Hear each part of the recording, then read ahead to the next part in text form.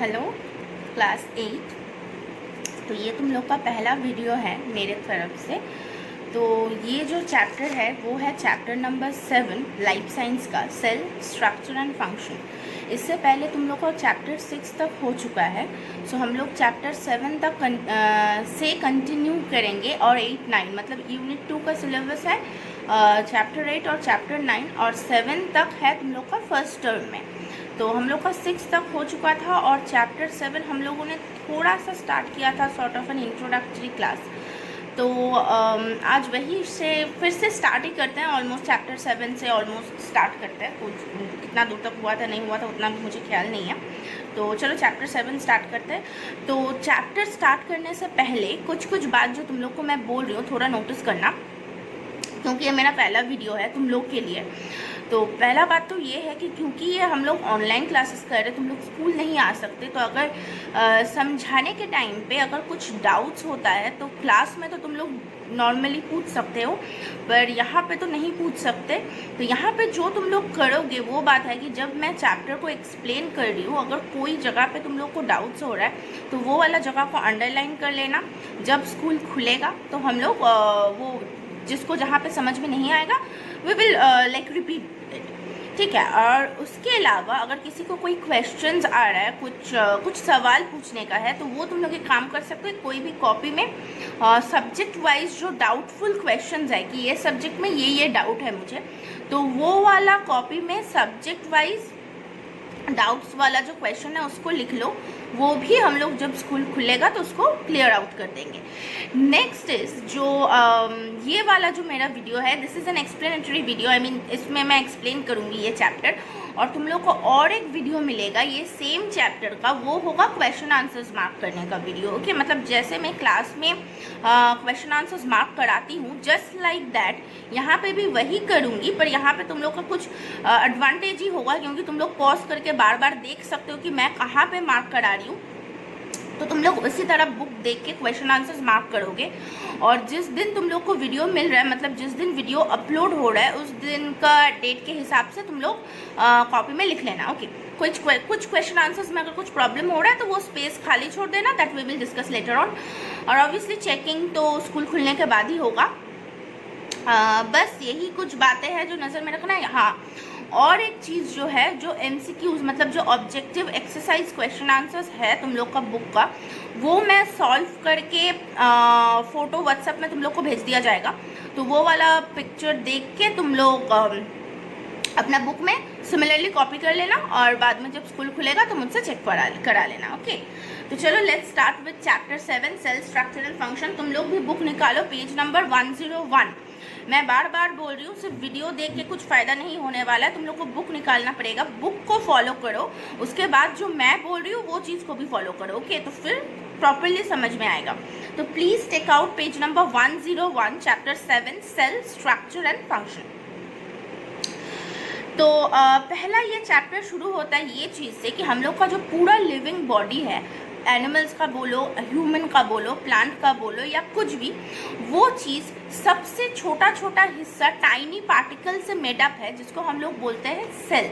मतलब कोई भी चीज़ जो तुम लोग देख पा रहे हो, नहीं देख पा रहे हो, बड़ा है छोटा है, हर चीज़ एक छोटा माइन्यूट पार्टिकल से बना हुआ होता है, जिसको हम लोग बोलते हैं सेल। तो ये सेल जो होता है, cell is the basic unit in any living organism. A cell is called the structural and functional unit of an organism. तो हम लोग सेल को ही स्ट्रक्चरल और फंक्शनल यूनिट बोलते हैं। ऑर्गेनिज्म में अगर कुछ ज़्यादा इम्पॉर्टेंट है तो दैट इज सेल। अगर सेल ही ना हो तो वो ऑर्गेनिज्म प्रॉपरली बिल्डअप ही नहीं होगा कि कुछ फंक्शन कर पाए। तो ये सेल हम लोग देखेंगे कि कौन सा साइंटिस्ट ने ये सेल को पहले डिस्कवर किया था, ठीक है। तो सबसे पहला जो साइंटिस्ट है जिन्होंने सेल को ऑब्जर्व किया था under the microscope was Robert Hooke. तो रॉबर्ट हुक ने क्या किया था, उन्होंने एक बोतल का जो ढक्कन होता है, ठीक है, लाइक कॉर्क जिसको हम लोग बोलते हैं इंग्लिश में, उसको माइक्रोस्कोप के अंदर में, मतलब माइक्रोस्कोप के अंदर उसको ऑब्जर्व किया था। तो क्योंकि कॉर्क के पास सिंपल माइक्रोस्कोप था, जो तुम लोग लास्ट कुछ क्लासेस में पढ़े हो, सिंपल माइक्रोस्कोप, कंपाउंड माइक्रोस्कोप। तो सिंपल माइक्रोस्कोप में क्या होता है, एक लेंस होता है, राइट। तो सिंपल माइक्रोस्कोप में तुम ज़्यादा चीज़ों को डिटेल में नहीं पढ़ सकते, पर ऑलमोस्ट उसका क्या स्ट्रक्चर है, लाइक फिजिकल लेवल में उसका क्या स्ट्रक्चर है, वो तुम लोग थोड़ा बहुत जान सकते हो। तो रॉबर्ट हुक के पास क्योंकि सिंपल माइक्रोस्कोप था, उन्होंने वही कॉर्क को माइक्रोस्कोप के अंदर में उसको ऑब्जर्व किया और उन्होंने देखा कि वो कॉर्क छोटा छोटा कंपार्टमेंट लाइक स्ट्रक्चर से बना हुआ होता है, ठीक है। तो नेक्स्ट छोटा कंपार्टमेंट से वो बना हुआ होता है। तो फिर उसके बाद आफ्टर रॉबर्ट हुक फिर और एक साइंटिस्ट आए जिनका नाम था एंटनी वैन ल्यूवेनहॉक। उन्होंने क्या किया, उनके पास कंपाउंड माइक्रोस्कोप था। तो कंपाउंड माइक्रोस्कोप में क्या होता है, एक से ज़्यादा मतलब 2 लेंसेज होता है। तो उसके वजह से हम लोग कोई भी चीज़ को और डिटेल में स्टडी कर सकते हैं। तो क्योंकि उनके पास कंपाउंड माइक्रोस्कोप था, उन्होंने फिर लिविंग सेल ऑब्जर्व किया, ठीक है। तो here it is in 1670, a Dutchman named Antony van Leeuwenhoek observed and described the cell in a drop of pond water।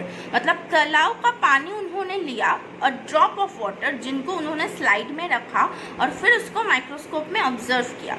उसके बाद उन्होंने देखा कि वो तालाब के पानी में बहुत छोटा सेल्स आर प्रेजेंट। तो फिर मतलब एंटनी वैन ल्यूवेनहॉक, उनको फादर ऑफ माइक्रोबायोलॉजी भी बोला जाता है, क्योंकि उन्होंने फर्स्ट लिविंग सेल ऑब्जर्व किया था, ठीक है। तो नेक्स्ट हम लोग देखेंगे कि variations in cell number.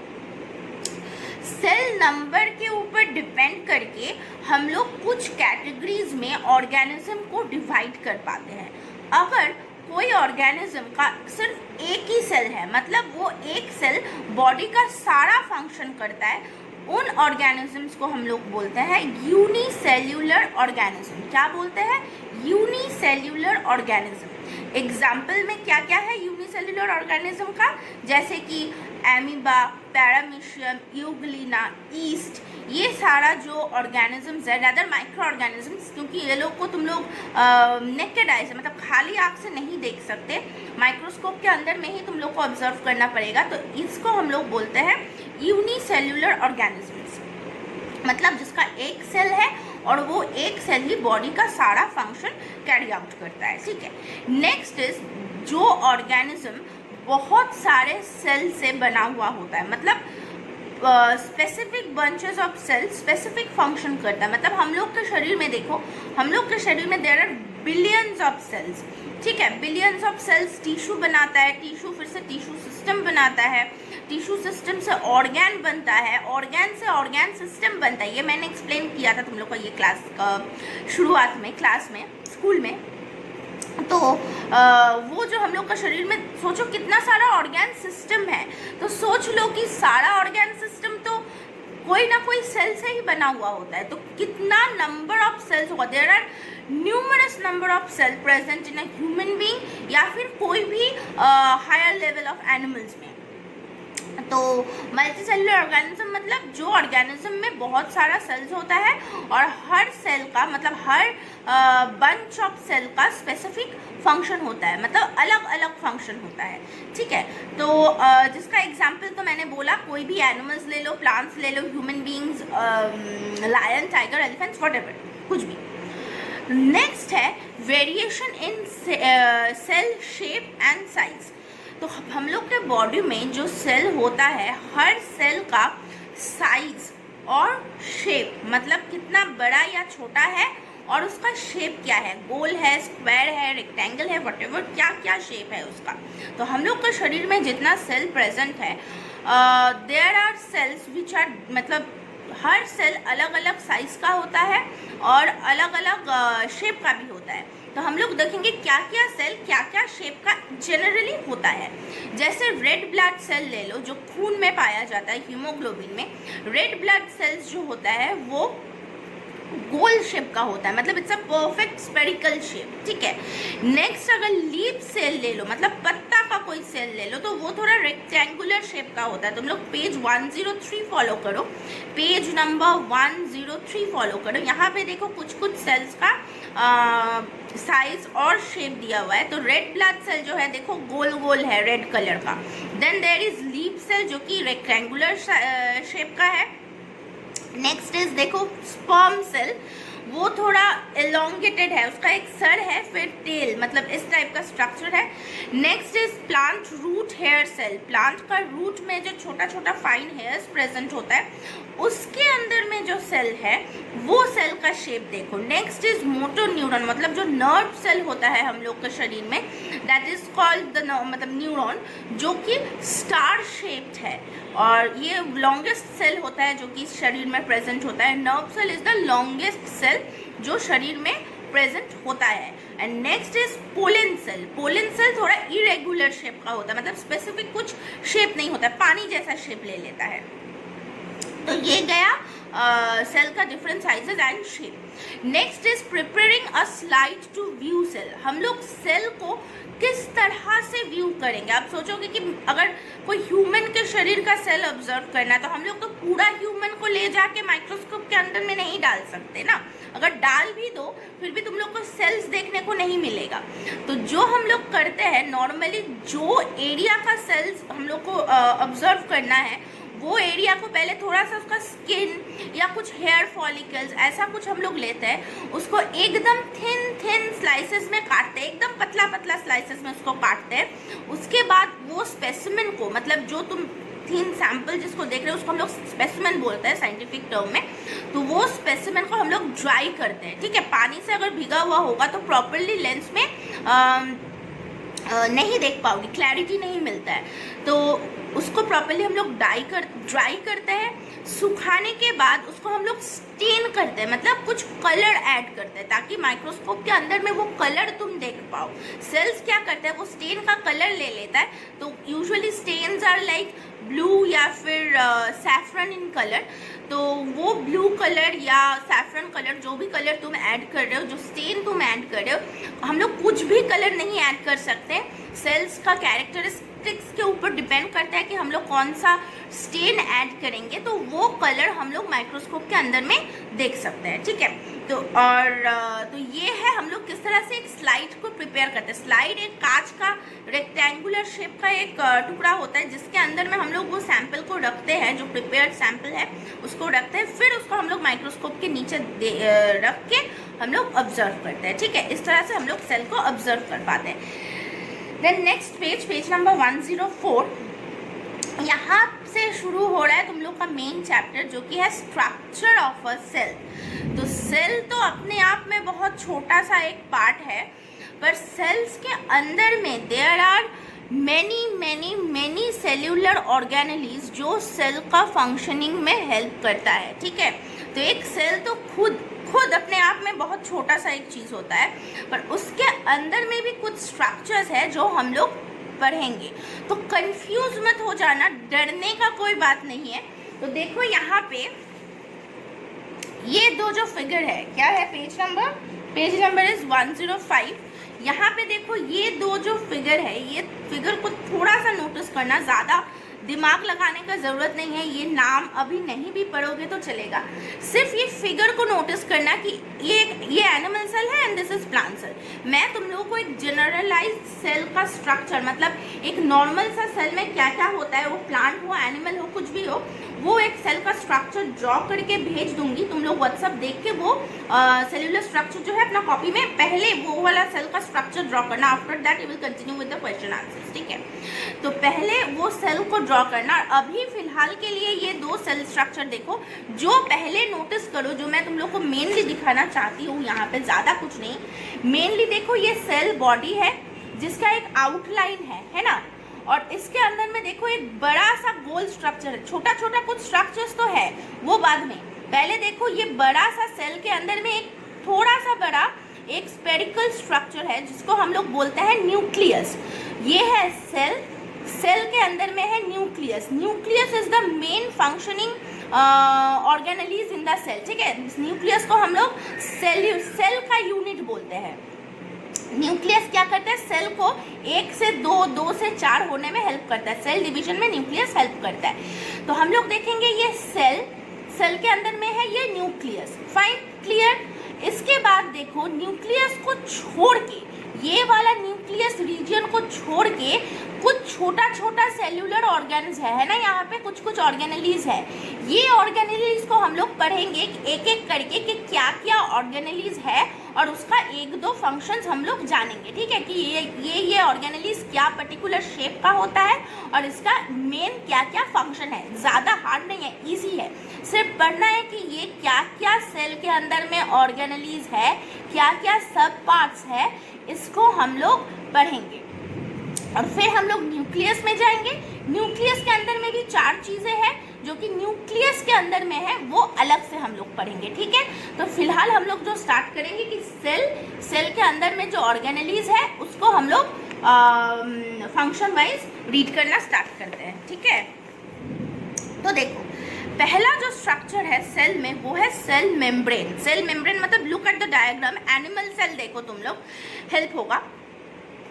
Animal cell मतलब जो येलो कलर का सेल का जो डायग्राम है वो वाला देखो प्रॉपर्ली।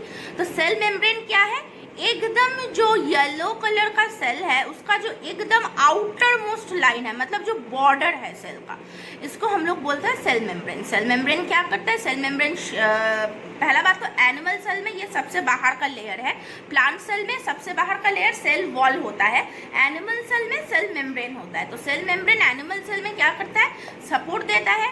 नेक्स्ट इज कि सेल के अंदर में क्या चीज़ घुसेगा और क्या चीज़ उससे निकलेगा, ये चीज़ प्लाज्मा मेम्ब्रेन या फिर जिसको सेल मेम्ब्रेन भी बोला जाता है, cell membrane and plasma membrane is the same thing. तो सेल मेम्ब्रेन डिसाइड करता है कि ये सेल के अंदर में मैं किसको घुसने दूंगा और किसको नहीं घुसने दूंगा। मतलब एक वॉचमैन के हिसाब से काम कर सकता है, बोल सकते हो। तो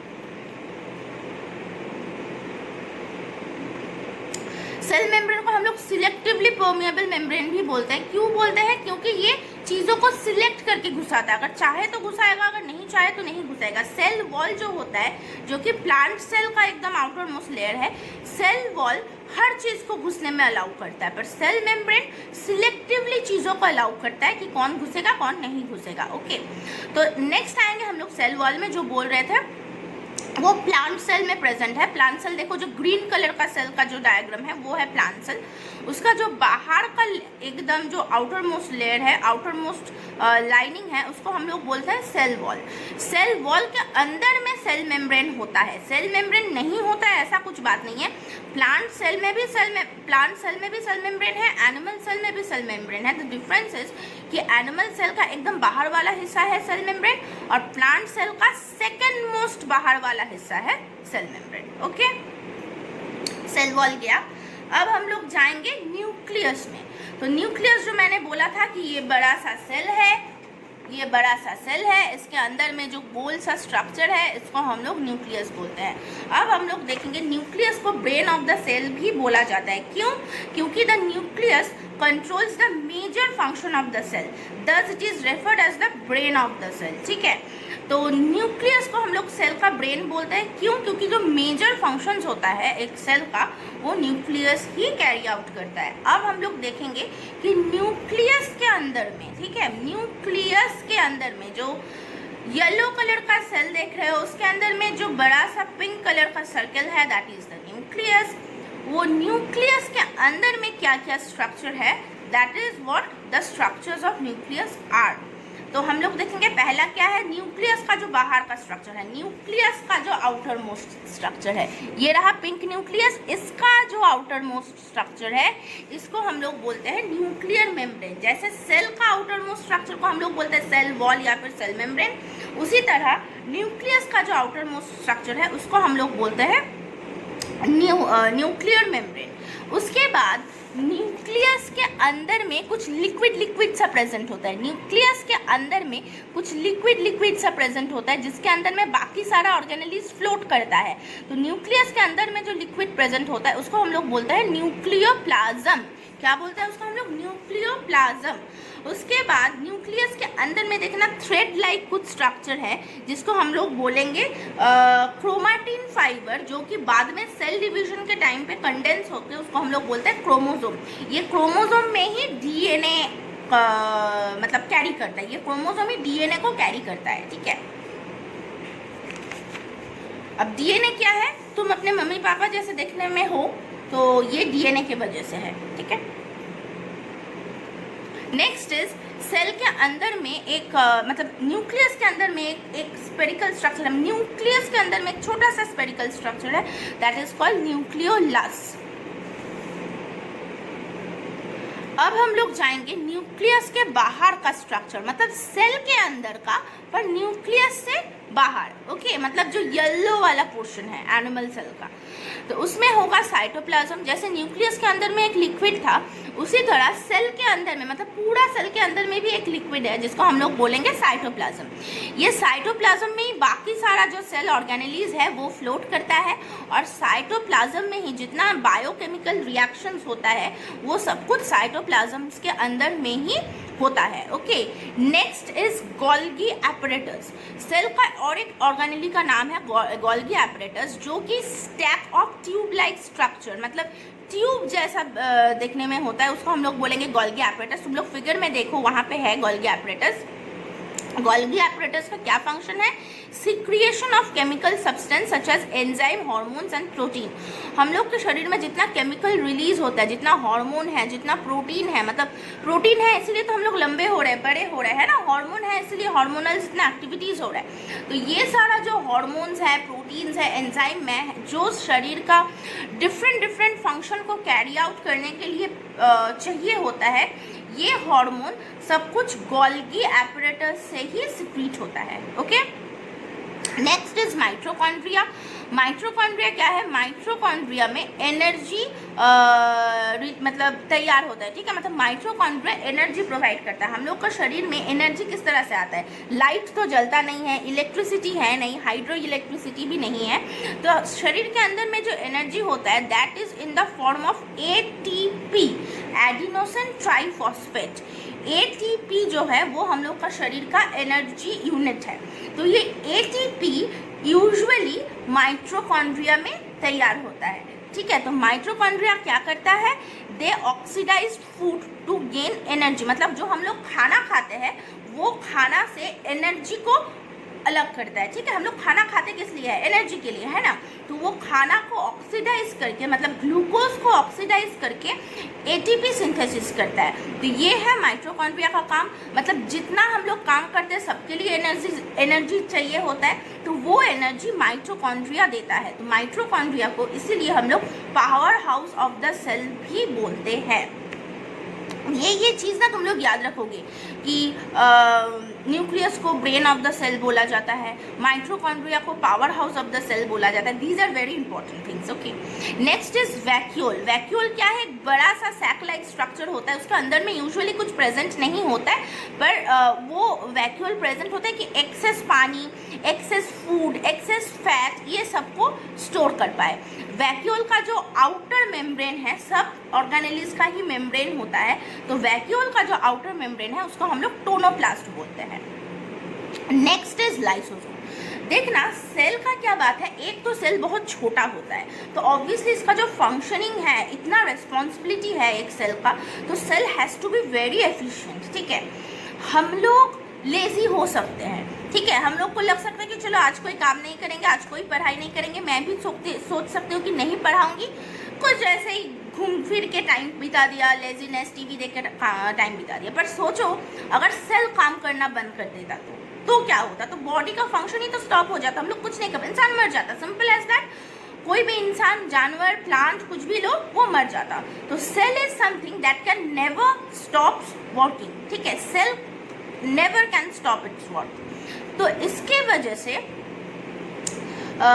जो बूढ़ा सेल्स हो जाता है, मतलब अगर सेल काफ़ी एजेड हो जा रहा है, काफ़ी दिन हो गया या फिर काफ़ी महीना या काफ़ी साल, एक एक सेल का, एक एक टाइप ऑफ सेल का एक एक लाइफ स्पैन होता है। ये नहीं है कि जब हम लोग जन्म ले रहे हैं वो सेल भी जन्म ले रहा है और जब हम लोग मरेंगे तो वो सेल भी मरेगा। This is not the way. Cell रोज़ कुछ ना कुछ नया सेल्स जन्म लेता है और पुराना सेल्स मर जाता है। जैसे कि रेड ब्लड सेल है जो कि खून में होता है, वो रेड ब्लड सेल का टाइम स्पैन होता है 120 डेज। तो हर 120 डेज बाद हम लोग का मतलब पुराना सेल्स मरता है और नया सेल्स मतलब तैयार होता है, ठीक है।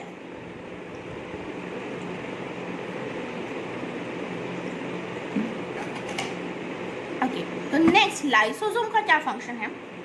जब ये सेल बहुत एजेड हो जा रहा है, अपना काम प्रॉपरली नहीं कर पा रहा है, लाइसोसोम क्या करता है, एक एंजाइम सीक्रिएट करता है जिसको हम लोग बोलते हैं लाइसोजाइम।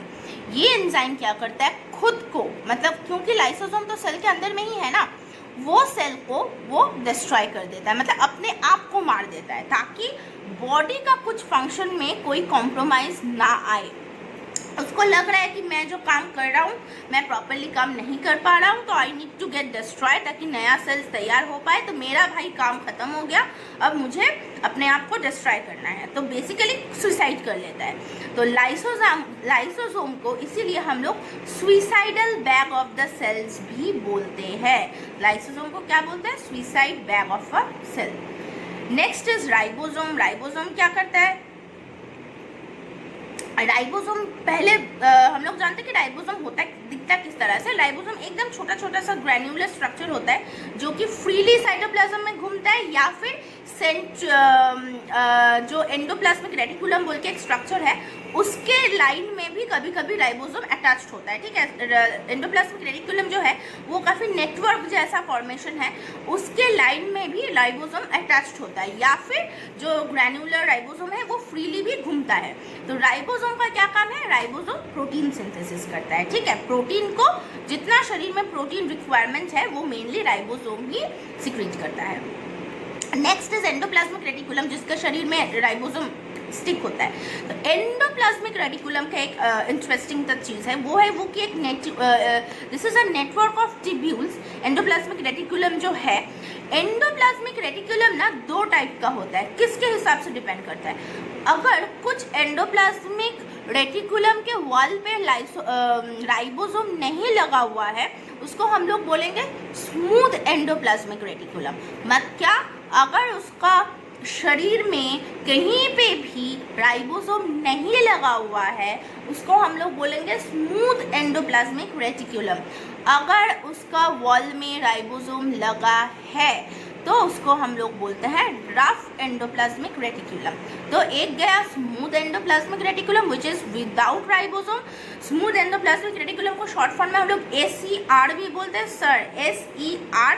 और जो रफ एंडोप्लाज्मिक रेटिकुलम है जिसके अंदर में राइबोसोम होता है उसको हम लोग बोलते हैं RER।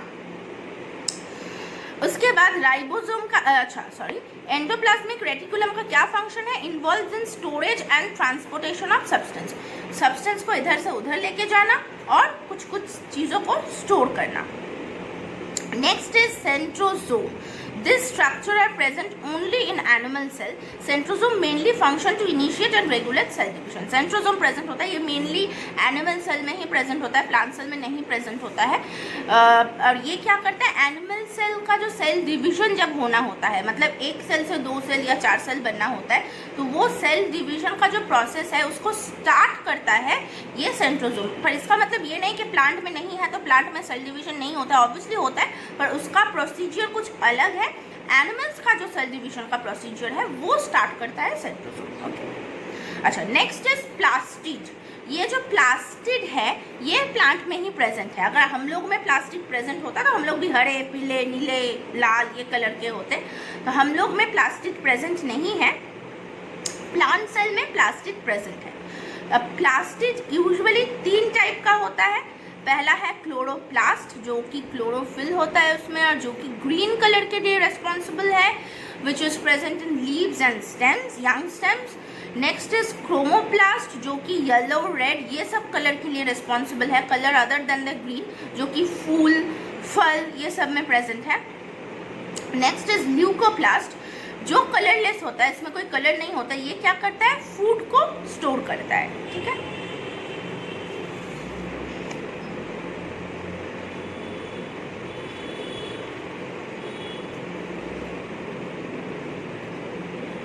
अच्छा, नेक्स्ट पेज नंबर 107 में है prokaryotic cell and eukaryotic cell. We are almost done with the chapter, थोड़ा सा पेशेंस रखो, हो जाएगा।